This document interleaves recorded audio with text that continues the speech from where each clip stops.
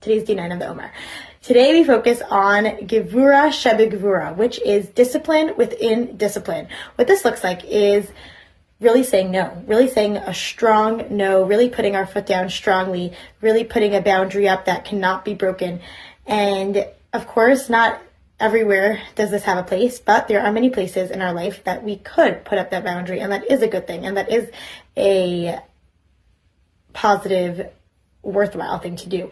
Now, I think before that, it really takes identifying what exactly do I say no to? What do I really care about? What do I really want to protect? And when we are able to first identify that, then we could have the strength to really say no in a strong way. With that, let's try to identify today what exactly we hold sacred and what we really want to protect. And once we have that defined, we could work on setting those boundaries and setting them strongly. So when you hear it at first, discipline within discipline, it might come across as negative, but of course sometimes it is.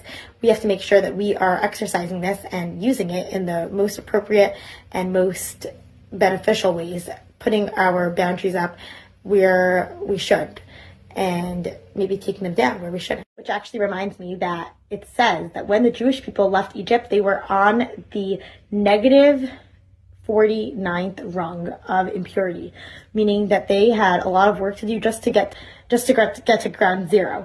And from then, they were also working on getting from 0 to 49 in order to be able and ready and prepared to receive the Torah on Mount Sinai with all the revelation and holiness and godliness that was expressed to them there.